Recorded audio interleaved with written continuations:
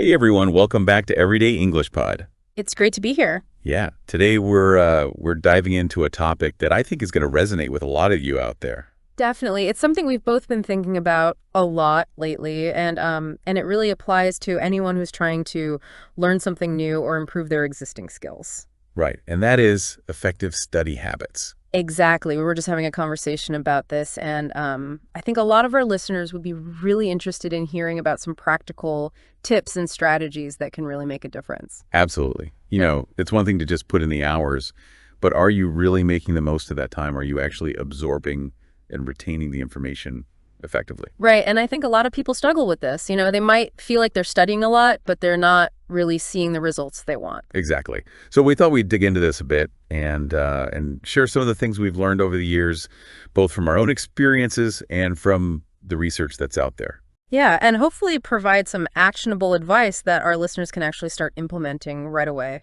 Okay, so let's start with something that might seem pretty basic, but it can have a huge impact on your study effectiveness, and that is your study space. Yeah, your environment really matters when it comes to learning. Absolutely. Imagine trying to concentrate when your desk is covered in clutter and there's noise and distractions all around you. Right. It's like trying to read a book in the middle of a party. Exactly. Yeah. You're just not going to be able to focus as well or retain information as effectively. And it's not just about distractions either. I mean, think about the physical comfort of your study space. Oh, yeah, that's a good point. Do you have a comfortable chair? Good lighting? Is your desk at the right height? All of those things can make a big difference in how long you can actually stay focused and engaged in your studies. Right. If you're constantly fidgeting or adjusting because you're uncomfortable, it's going to take away from your concentration. Definitely. So I think the first step is to really take a look at your study space and see if there are any simple changes you can make to make it more conducive to learning. So declutter your desk, make sure you have a comfortable chair, and good lighting. Minimize any potential distractions. And don't be afraid to experiment a little bit to find what works best for you. Some people might prefer complete silence, while others might actually study better with some background noise. That's true. I know some people who swear by white noise or instrumental music while they study. Me too. And there's actually some research to suggest that certain types of background noise can actually help improve focus and concentration. Interesting. So it's really about finding what works best for you. Exactly. Okay, so once you've got a good study space set up, the next step is to think about setting clear goals for yourself. This is so important because it gives you a sense of direction and purpose for your studies. Right. It's not enough to just say, I want to learn Spanish or I want to get better at math. Yeah. You need to be more specific. What level of fluency do you want to achieve in Spanish? By when do you want to be able to solve certain types of math problems? And I think it's also helpful to break down those larger goals into smaller, more manageable steps. Definitely, that way you're not just staring at this huge, daunting goal. You have a series of smaller milestones that you can work towards. Right. And each time you achieve one of those smaller goals, it gives you a sense of accomplishment and motivates you to keep going. Exactly. And there's a popular framework for setting goals that we can talk about here, and that's the SMART method. SMART. Oh, yeah, I've heard of that. Tell me more. So SMART stands for specific, measurable, achievable, relevant, and time-bound. Okay, so let's break that down a little bit. What does it actually mean to set specific goals? Well, it means that your goals should be clearly defined, not vague or ambiguous. So instead of saying, I want to learn Spanish, you might say, I want to be able to hold a basic conversation in Spanish by the end of the year. Exactly. That's much more specific. And measurable, how do you make sure your goals are measurable? Well, you need to have some way of tracking your progress. So you can actually see how far you've come. Right. So if your goal is to learn a certain number of new vocabulary words each week, you could track that in a notebook or a spreadsheet. Exactly. Or if your goal is to improve your score on a certain test, you can track your progress by taking practice tests regularly. And achievable. It's important to make sure your goals are actually realistic, right? Definitely. There's no point in setting a goal that's so far out of reach that you're setting yourself up for failure. Right. You want to challenge yourself, but you also want to make sure your goals are attainable with the time and resources you have available. Exactly. And then relevant, your goals should be aligned with your overall objectives and values. So if you're learning Spanish because you want to travel to Spain, your goals should be focused on developing the skills you'll need to communicate effectively while you're there. Exactly. And finally, time-bound, your goals should have a deadline. This is so important for creating a sense of urgency and accountability. Right. Without a deadline, it's easy to keep pushing things off. Exactly. So if your goal is to be able to hold a basic conversation in Spanish by the end of the year, you need to break that down into smaller monthly or weekly goals and set deadlines for achieving each one. Right. And then you can track your progress and make adjustments as needed to stay on track. Okay, so that's the SMART method for setting goals: specific, measurable, achievable, relevant, and time-bound. It's a really useful framework, and I think it can be applied to any type of learning goal. Absolutely. And I think it's also important to remember that setting goals isn't a one-time thing. It's an ongoing process. Right. You should be regularly reviewing your goals, making adjustments as needed, and celebrating your successes along the way. Exactly. And speaking of celebrating successes, I think it's really important to reward yourself when you achieve a goal. Definitely positive reinforcement is a powerful motivator. Right. So if you've been working really hard to learn a new skill or master a new concept, treat yourself to something you enjoy. It could be something as simple as watching an episode of your favorite TV show or going for a walk in nature. Or maybe a nice cup of coffee or a piece of chocolate. Exactly. The point is to create a positive association with learning. So that you're more likely to stick with it in the long run. Right, because let's face it, studying isn't always the most fun activity in the world. That's true, but it's definitely more enjoyable when you have something to look forward to. Absolutely. Okay, so we've talked about the importance of having a good study space and setting clear goals. What else can we do to make our study habits more effective? Well, I think time management is a huge one. Yeah, that's a big one for me too. I always feel like there's not enough time in the day to get everything done. Me too. And it's easy to let time slip away from you, especially when you're trying to juggle multiple commitments. Exactly. So I think it's really important to create a study schedule and actually block out specific times for studying. Definitely. And try to be as consistent as possible with your schedule. Make studying a regular part of your routine, just like brushing your teeth or eating breakfast. Right. And I think it's also helpful to prioritize your tasks, tackle the most difficult or important ones when you're feeling the most alert and energized. That's a great tip because we all have different times of day when we're at our best mentally. Right. Some people are morning people, others are night owls. Exactly. So try to schedule your most challenging study sessions for the times when you know you're going to be at your peak. And another time management technique that I found really helpful is the Pomodoro technique. Oh, yeah, I've heard of that. Tell me more. So basically it involves setting a timer for 25 minutes of focused work, followed by a 5-minute break. And then after 4 Pomodoros, you take a longer break of 15 to 20 minutes. That sounds interesting. I can see how that would help break down larger tasks into more manageable chunks. Exactly. And those regular breaks really help to prevent mental fatigue and keep you from getting burned out. Right, because it's not sustainable to just try to study for hours on end without taking any breaks. Definitely your brain needs time to rest and recharge. Absolutely. And speaking of rest, I think it's also important to make sure you're getting enough sleep. Oh yeah, sleep is so crucial for learning and memory. Definitely, when you're sleep deprived, your cognitive function is impaired. It's harder to focus, concentrate, and remember information.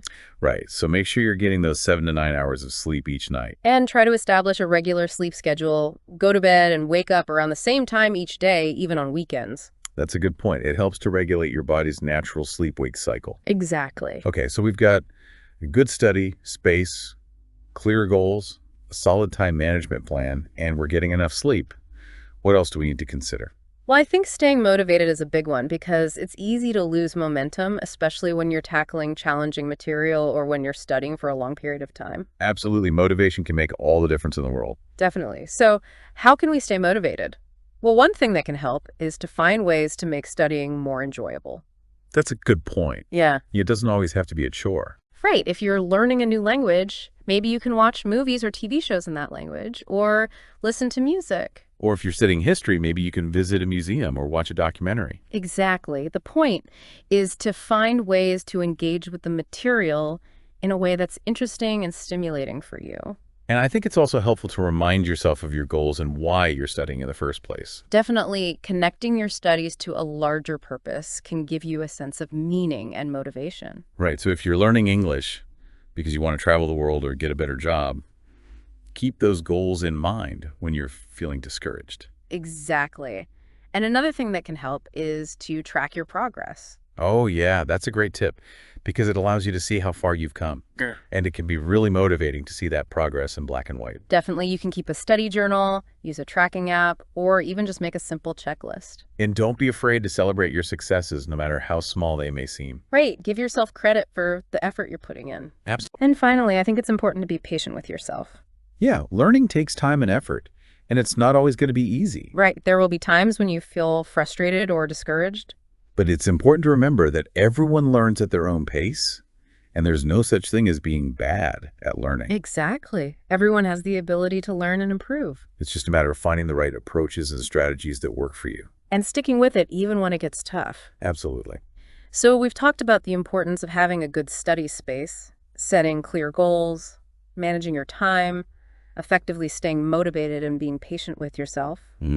What else can we do to enhance our learning? Well, I think it's crucial to move beyond just passive learning, just reading or listening to information. Right. We need to actively engage with the material. Exactly. And there are a lot of different techniques we can use to do that. Like what? Well, one of the most basic and effective techniques is note-taking. Yeah, note-taking is a great way to process information and make it more memorable. Absolutely. And there are different approaches to note-taking. Right. Some people prefer to take detailed notes, while others prefer to just jot down key points and ideas. Right. And some people like to use different colors or symbols to organize their notes. Exactly. It's really about finding what works best for you. But the key is to actively engage with the material as you're taking notes. Don't just mindlessly copy down everything you see or hear. Try to summarize the information in your own words. Ask yourself questions about the material and connect it to what you already know. And another great technique is to teach the material to someone else. Oh, yeah. That's a really effective way to solidify your understanding.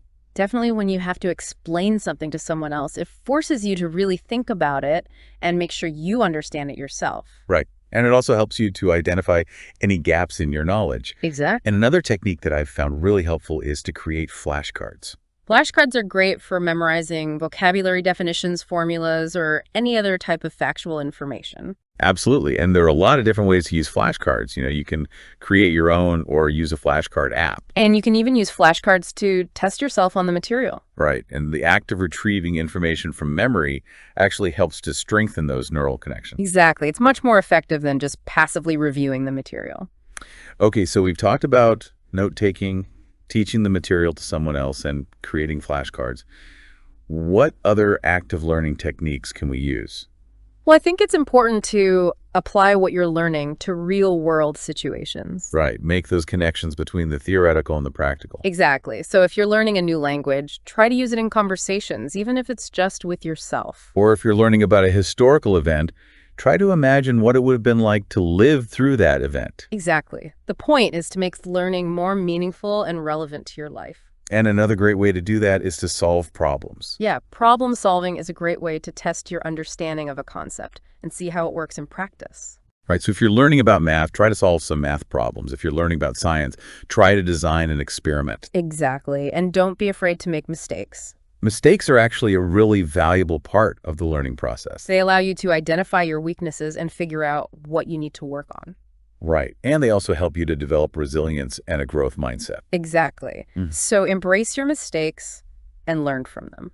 Okay, so we've talked about a lot of different strategies for making our study habits more effective. But what about the things that can get in the way of our learning? Yeah, distractions are a huge one. Absolutely. We live in a world that's full of distractions. Social media, email, text messages, TV, video games. It's endless. It is, and it can be really hard to focus when you're constantly being bombarded with these distractions. So what can we do about it? Well, the first step is to be aware of your own personal distractions. Right. What are the things that tend to pull you away from your studies? Once you know what your distractions are, you can start to develop strategies for minimizing them. So, for example, if you know that you're easily distracted by social media, you might want to turn off notifications on your phone or even delete the apps altogether while you're studying. Right. Or if you know that you tend to get sidetracked by email, you might want to set specific times to check your email and avoid checking it constantly throughout the day. And it's also helpful to create a dedicated study space that's free from distractions. Definitely. That way you're not tempted to start browsing the internet or watching TV when you should be studying. Right. And if you're studying in a public place like a library or a coffee shop, you might want to use noise-canceling headphones to block out any distracting sounds. Absolutely. And another thing that can help is to take breaks regularly. Yeah, it's not sustainable to try to focus for hours on end without taking any breaks. Right, your brain needs time to rest and recharge. Exactly. So get up and move around, stretch, do some deep breathing exercises, or just take a few minutes to clear your head. And when you come back to your studies, you'll be more focused and refreshed. Okay, so distractions are a big one. What other challenges might we encounter when trying to develop effective study habits? Well, I think procrastination is a big one for a lot of people. Oh yeah, procrastination. The art of putting things off until the last minute. Exactly, and it can be a really hard habit to break. So why do we procrastinate? Well, there are a lot of reasons, Sometimes Yes. it's because we're afraid of failure. We don't want to start a task because we're worried we won't be able to do it well. Right, or sometimes it's because we're just not feeling motivated. The task seems too boring or too difficult, so we avoid it. And sometimes we procrastinate simply because we're overwhelmed. We have so much to do that we don't know where to start. So what can we do about it? Well, I think the first step is to identify the reasons why you're procrastinating. Once you know why you're putting things off, you can start to develop strategies for overcoming those obstacles. Right. So if you're procrastinating because you're afraid of failure, you might want to break the task down into smaller, more manageable steps. That way it feels less daunting and you're more likely to get started. And if you're procrastinating because you're not feeling motivated, you might want to find a way to make the task more enjoyable. Right. Maybe you can listen to music while you work or reward yourself with a treat when you finish a certain amount. And if you're procrastinating because you're overwhelmed, you might want to create a to-do list and prioritize your tasks. That way you can focus on the most important things first and avoid feeling like you're drowning in work. Okay, so we've talked about distractions and procrastination. What other challenges might we encounter when trying to develop effective study habits? Well, I think a lot of people struggle with staying focused. Yeah, it can be hard to concentrate, especially in today's fast-paced world. Right. Our attention spans are constantly being bombarded with stimuli. Exactly. So what can we do to improve our focus? Well, one thing that can help is to minimize distractions, as we talked about earlier. Right. Turn off your phone, put away your other devices, and find a quiet place to study. And it can also be helpful to practice mindfulness. Mindfulness. What's that? Mindfulness is basically the practice of paying attention to the present moment without judgment. Okay, and how does that help with focus? Well, when you're mindful, you're more aware of your thoughts and feelings, and you're less likely to get carried away by them. So if you're studying and you start to feel your mind wandering, you can simply acknowledge that thought and gently redirect your attention back to your studies.